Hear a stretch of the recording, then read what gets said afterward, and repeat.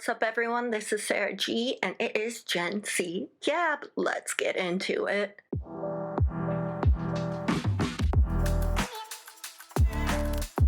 So, we're going to talk about a lot of stuff today, and I mean, the world, everything's going on, so we'll get into that. But right now, I want to focus on the Monday mood. Just something a little more lighthearted and just kind of understanding of the world, but I wanted to touch a little bit on Lizzie dances from TikTok, which she actually didn't get her start there. She got her start on Harry Connick Jr.'s show, and she is very hilarious. I think I relate to her humor because she's sarcastic, but she just has such an interesting life story, and she's very helpful, I think, to a lot of people. She's teamed up with Jax, and it was phenomenal. The most recent thing that I just saw was her dancing to the acoustic Victoria's Secret. So if you haven't checked that out, I'd suggest you search it. If you're on TikTok, search it. It's a collab between her and Jax.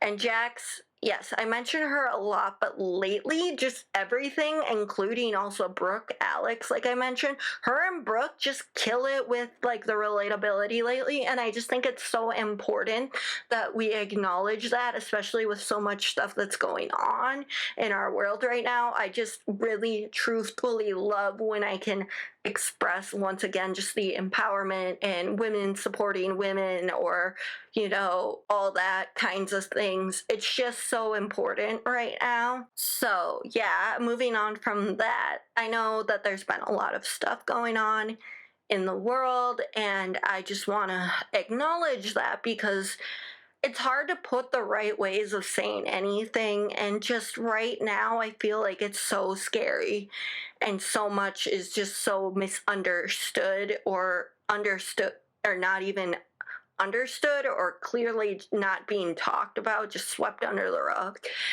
And when I say misunderstood, it's like I misunderstand what the hell is going on in our world, because what is actually going on? Like the Highland shooting, and then there was one in Denmark, and then one in LA, more than whatever, and then Japan. It's just, I'm starting to be curious about the world around us and what the hell is going on. And I'm so nervous, and I feel for kids, etc. Again, going through lockdown drills, that emotional damage, all those things. And yes, if you're still wondering how you can help out, I'm gonna say it: vote, find petitions, find protests, do something. I know it sucks because a lot of times they want with those petitions that you sign to chip in. And I'm someone in the same boat where all I can do is really share. But it's still, it's better than nothing. And sometimes even trying to contact the UN, I don't know if that would work. I'm not sure. And yes, I'm getting very political lately, but it's just that this is like what's going on in my brain.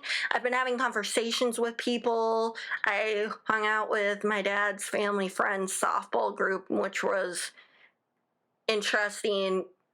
By the way, because I'm gluten-free, we went to a brewery that was his one of his friends' kids brewery, but it didn't work for me because I'm gluten-free, and this is how well these people know me. The guy goes out of his way to drive over to a specifically gluten-free brewery just to get me some beer because he felt sad that I couldn't. Keep in mind, these people have known me since I was in like elementary school. So for starters, they do joke about where's the ID, aren't you supposed to be 17, all those kind of things. And I did get ID'd at that place. And yes, I am a baby face. But it's just so funny because when they make those jokes, it's honestly where does anybody else feel this way? Like suddenly when you're not as much of a kid anymore? But yeah, that's kind of, I was having a talk about Generation Z with them, and some of them are boomers. Surprise, surprise. And they wanted to know what Gen Z thinks of boomers. And I kind of laughed and whatever. And then they said, we had to go through so much crap. We were fighting for our rights. I'm like, so are we. So I think, if you haven't seen this good video done by Laura 5, I highly recommend checking it out because she's a comedian, but she did one of the best ways to describe all the issues that are going on between them and whatnot and so forth. But it's just really, really funny to watch all of this going down in some ways and explaining the whole millennial Gen Z thing. I always knew I wasn't a millennial, and people then say zillennial, but then that's even more confusing. But I think zillennial, like I said, is 92 through 96. Here's why. I think that they relate more in the millennial mindset because they are, but then they have a little bit of Gen Z stuff. Meanwhile, I think old Gen Z, which I've said is 97 through 2002, kind of has this where it's just kicking off.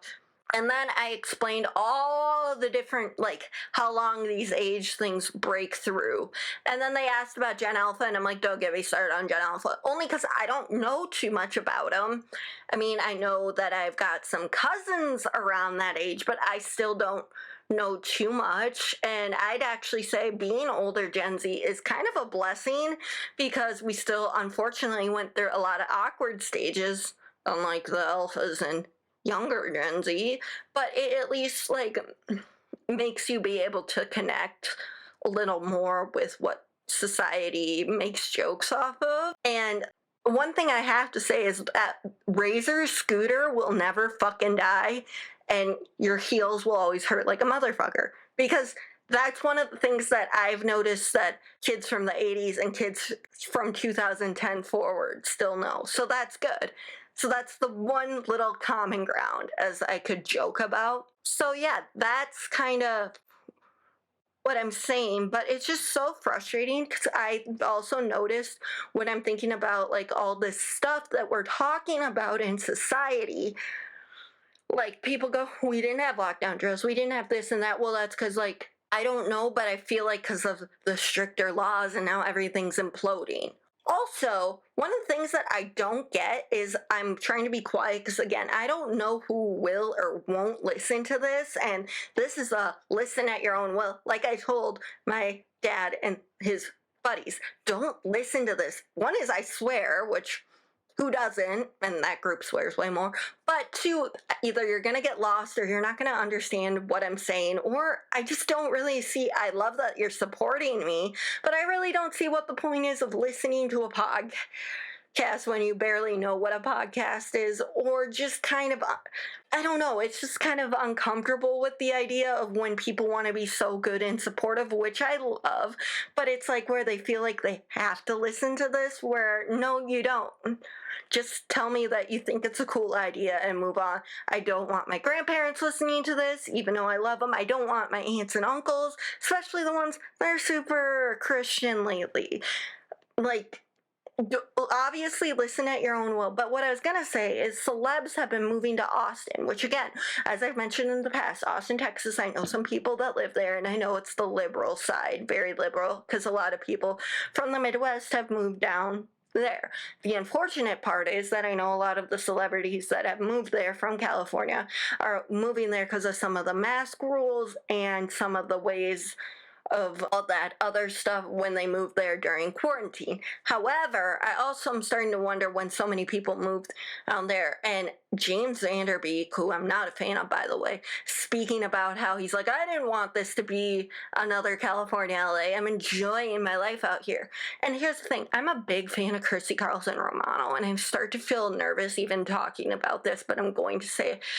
I get a little wondering, like, what, and I don't need to know everyone's views, especially because then childhood ruin, blah, blah, blah. Like, we don't need, like, the Haley Duff and the Hillary Duff situation. Like, I always figured out kind of there was something a little off on that. And don't get me started on the whole Alexa Pena Vega and Carlos Pena Vega, those, and that new mashup song, like I've said before, So we're gonna just skip over that part. And I stopped watching after season 2 because I think when it premiered when I was in 5th grade, I think fifth or seventh, it was like, oh my gosh, they're so cute. They're so this and that. And because it took a place in a fiction, they fictionally took place similar to where you might have been from, or just where Midwesterns could relate to, or they know of that place, you know? Like it was not where the typical boy band comes out of style, you know?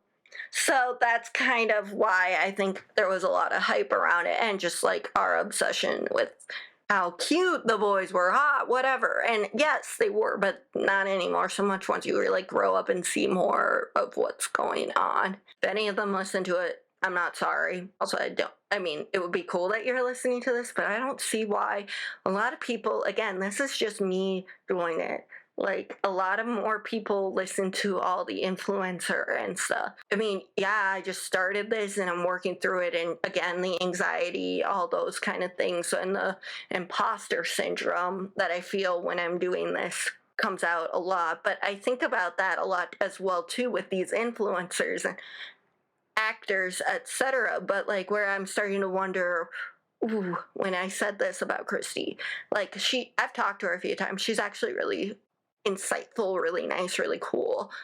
I just get nervous because, yes, when I hear these things like, I want to stand up against the perverts in Hollywood, etc.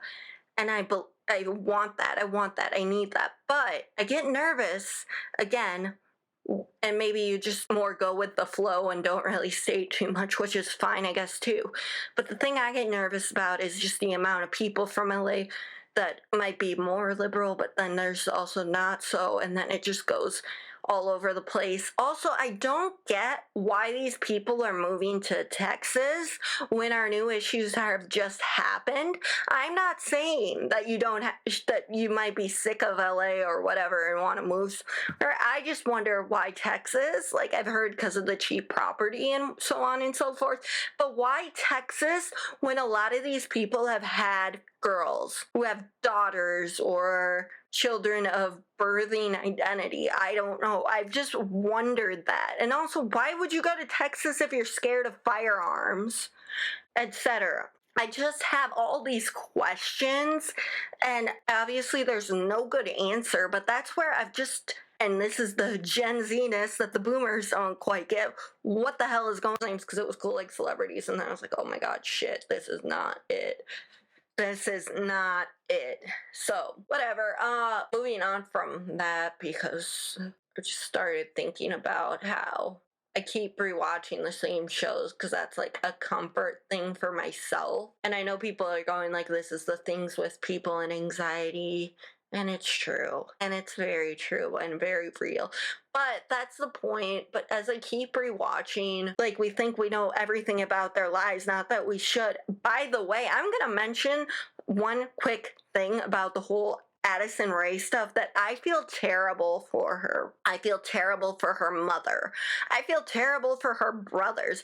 I feel terrible, honestly, which again, now people are going to be like, she's feels terrible, terrible. But I do. I feel like she should not this disgust on what's going on between her parents. She shared very intimate details about her life with us. Like, we don't deserve to know every single fucking thing. We don't deserve to be pariahs. And on one hand, when I was little, I wanted to kind of be TMZ and stuff until I realized how much invasion of privacy. I saw an article on Northwest this week asking, why are these people always here? These kids, like I said, Mom Uncharted explains, and so many other accounts, these kids don't ask for it. They don't deserve this. And also, it goes into some of those child acting things where these kids aren't even getting allowed to be paid, unlike child actors. But even then, if you look at like Jeanette McCurdy and Alexa Nichols, some of those other, I know I'm too strong-willed, ADHD, and opinionated, and I try to give little marbles of things to speak or little bits and pieces of speaking, but then sometimes I don't do enough, then sometimes I do too much, and then I talk like the Energizer Bunny, like I've been saying multiple times. That is my recurring little joke, but it's true. I've noticed throughout all these podcasts that I'm listening to, the reason I can listen to them and understand them is because there's little bits of myself and little bits of reality that hit home for me. And I think that that's really good. I listen to Got It From My Mama podcast, like I said, that I used to work for them, Lulu and Tori Piskin, shout out. And I know I got a little sassy there, but that's how my jam is going right now when I get really into something, as well as I'm watching and listening to Gianmarco Scoransini or Skorinsky. I'm so sorry, Gianmarco. Uh, Behind the scene kind of Nick kids or Disney kids, they all still had someone controlling, whether or not that be parents, guardians, people on set. There's just so much that needs to be done. And I love when former stars or whatever come out and say that they want to make a difference and do this and that. But then it's also like, I don't know how much to believe when I see some of the people you hang out with. And I get it, you guys all have these same levels of trauma that you're trying to work through and trauma bond, like they mentioned in Only Murders in the Building recently. Selena Gomez's character, Mabel, mentioned it, like how she and Oscar had this trauma bond. But I also don't know what exactly to make of all of this. I truly want to hear a lot of people's thoughts and processes to this, because to me, I could go on about this, but I also don't want to gossip about their big, deep personal lives. And yes, I mentioned the Kardashians, but I'm trying to call them out on their diet culture, on their unrealistic standards, their surgeries, the things that they won't disclose of all things. And I try not to just overjudge or anything, but it's just so frustrating when you see. I looked at old pictures recently of like before and after, and I'm like, in what universe did we think this was bad? And then now all the things like, oh, you have a little fat under your chin. Let's get the buccal fat out, like so that you turn. And then that's why with all the influencers doing this, or them flying out to different countries to get the stomach stapled or something so that they can be thinner. And that's where I just go, what the I can't deal with this, because for starters, when you have like severe body dysmorphia, like a lot of women out there or people out there, and again, like, I know it happens too with guys or whatever, with the pro athletes, etc. But it's just so freaking annoying to keep seeing this stuff, and you try to remind yourself this stuff isn't real, but it's so hard not to. And then when we deep dive into people's personal lives and the drama and starting this and that, there was a girl on TikTok talking about how maybe you should stop going to this specific bar once you turn 23, 24, because, you're still living in your high school, college days. Well, one girl followed up with, you're a boring person if you don't go to this. I need to create my own reality show. Yes and no, but this is what really bothers me about that mindset. And then it's like, these are the same people, though, that love The Bachelor. I don't really like The Bachelor. I've outgrown reality TV when I realized that it's not as good as it seems. Here's why. I've noticed that a lot of the stuff is just very traumatic to watch, and I don't understand. And yes, people can say it's the fakeness, but I just feel watching it like, what the hell? Like, these people love and crave drama, and I get that enough in certain parts of my life, and I don't like it. And then people could be like, well, Sarah, why are you a content or actor? Well, there's a difference between reality TV, because it's the fake and just whatever. But even when you're acting, sometimes it's not the same. And yes, there can be realistic aspects of life that connect together, but there's so much stuff that I'm kind of sitting on and thinking about way more than certain shows. I miss so much stuff. And yes, I'm going to say, like, Wizards of Waverly Place was the last, like, really good show in my mind, like, before Disney went into its whole downfall, sort of, on Disney Channel. But I just, again, like, I relate so hard to all of them. But I will say, like, again, I don't know too much and I don't know what's bringing up this, but it's just like David Henry. I could not see anyone else portraying him. Obviously, Justin, but David. At least he is half Italian. But Selena's the only one that was half Mexican, half Italian. Like, she's the only one that was 50-50 of each. But Jake T. Austin was Latino. And then people just like raise the question of, are Disney and stuff like trying to forcefully not hire as much Latino? And then I think about the Fosters and Noah Centineo being like, again, another one of our like guy crushes growing up, all the boys we lived before. But the shit is real when you think about it, like how they completely 180'd, and I don't know too much more, but I get it when I think about typecasting again, because when you're in the acting content world, they're like, you gotta know your type, you gotta know your type. And for me, it's just really hard. And people are gonna be like, but you're white. And then it's like every time, though, again, like I've mentioned before, I tried to be an extra for an Irish American thing. I just wanted stereotype, and I don't look it. So obviously, I do put down European. That's all I like ever really put down, but European ambiguous. It's just so interesting. And yeah, people don't ever guess what I am, and it's just kind of like I get it and it's cool in some ways, but in others I'm just kind of like, I want to be very respectful also in what I do, because I never want to take away the role.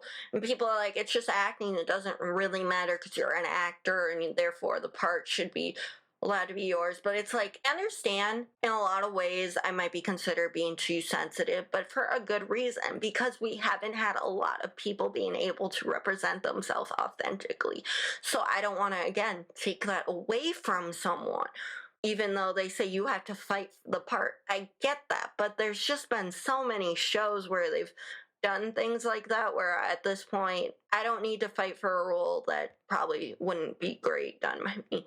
Now, it's just many different levels of what I'm talking about between ethnicity and race and orientation, and different people always have different opinions. So it's kind of like there's one thing that I'm doing in my acting class right now, like my 5 non-negotiables and what I'm gonna do, and those are no nudity, no topless. Like, that's just me. I'm definitely gonna try to never play a part like in the LGBTQIA plus group that I am not. I understand it can be acting, but again, I personally don't think I do a good job. I don't feel, again, comfortable taking that from someone, even if people say it's okay. And maybe I just don't want as much of the big deal. Like, and people go, oh, you're scared of backlash. I just want to make sure that people are being represented in a very genuine, clear form. So that's where I don't fit, as again, seeing my privilege as a cisgendered, straight, white female. So I just think that once again, we need to touch on that a little bit, because it seems like in some ways that with everything moving backwards, that we might move a few steps back. Someone said that they are noticing the really skinny phase again coming back in some of the early 2000 trends. That's why they don't get Gen Z, like we're mocking them. But it's true, we kind of have to think about some of that stuff. And now everyone's saying this generation thinks too much, this generation does too much. Well, what is too much? Again, I will never know, because we just sit here talking, but what exactly is too much? Like, you're not gonna be for everybody. Let's just start there. But iCarly, there was so many messed up things in it, and as an adult, like, yeah, messing with Lubert was, but as I rewatch I Quit iCarly, here's the thing. I'm not saying that one way or another who was right or wrong, because I get it. What we can do, it's just when I was watching I Quit iCarly, when Sam was like, well, let's dress up Freddie and put him into the tiger cage, which again, I know that was writing, but I'm like, who decides and who thinks this is funny? Like, I get it. Like, they did something similar in Impractical Jokers where they put him in someone as a punishment in a pen with llamas and that he was in a separate site. But I'm like, what makes this like the kid could get mauled? So yeah, I was a little more on Carly's side, but I also think watching through all their fights that they could communicate more or whatever, but messing with Lubert, again, they never wanted to actually hurt him, so I understand that, but there's just so many levels of this that I can't even get into because let's face it, I don't know, but as I talk more with my parents, they go, "We don't like watching people get injured. That's such a like Gen Z thing." And then I realize as I watch World's Dumbest on True TV, there's something about that, something that you're onto about that. And it goes with the same, like, where 0 to 100, and we take it even up a higher notch than millennials. When I've noticed millennials have even talked, and I've mentioned this last week, talked about small brands, all this, women owned, all natural, eco-friendly, etc. Here's the thing. Again, I try to the best of my abilities and then I feel like a failure, which I'm not when I realize that I can't buy certain things due to my own financial and own health reasons. Again, I got Hashimoto's and autoimmune issues. I can't have gluten or soy. Lots of ways to make things natural and fix things are made from soy. Soy isn't inherently bad, but it's not good for me, and they stick it in a lot of things, and then I break out or look sick or get joint pain. So all I'm trying to say is, yes, when I hear things, there is things that we could all improve on, but we can't nobody's perfect, remember that. And I just think my takeaway from this whole episode on what I'm trying to convey is, for starters, no one's perfect, which I've mentioned that.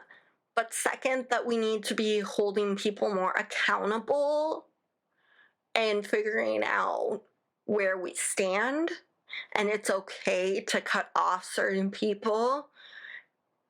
3 is trying to figure out how you yourself, what you can do. And even if it's not 100%, it will still matter a little bit. It matters in the long run, just a little bit. The little things, remember the little things. I mean, we all watched those growing up, songs for Earth Day, etc. for Disney Channel, like Make a Wave. Like that song sticks out the most to me. Like the simple act of kindness. I try to live by a lot of that, but I know I still don't do that all the time. And probably it seems like I come on here and complain a lot, which I'm trying not to do so much. I'm trying to become more self-aware. You know, people have said to me, well, you're already pretty self-aware. It doesn't matter. I can still work on things and try to find my own toxicity moments that can maybe keep me grounded once I stop doing that. But nobody, again, is perfect. As well as, I don't know, just getting our lives in order and feeling like we don't need to get this much media, mass media all the time, and to focus solely on celebrities and all their drama, especially within their family. That should be off limits. It should be off limits talking about who's hooking up with who, especially in a familial relationship where there's parents that have been on and off again their whole entire life, and that they're now just under a microscope, and some of the people who aren't even involved in the influencing get hurt by that. I just wanted to specify that when I think, especially like I mentioned, the Addison Rae, we do not need to know what's going on. Yes, they're famous, but this is one thing I personally think people should not be talking a lot about. Yes, I am talking about it right now, but I'm trying to emphasize we don't need to know every little thing. Gossip is, yes, what runs our country in some ways, but this is like so to the point where it's worse than just your high school finding out.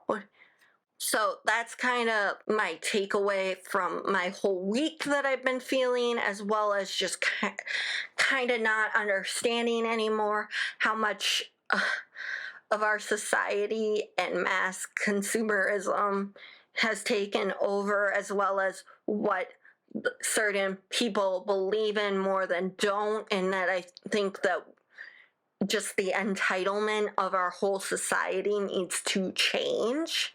Let's gab soon. Leave your comments, likes, and subscriptions down below. I hope you enjoyed this. We'll catch you next time. This has been an episode of Gen Z Gab.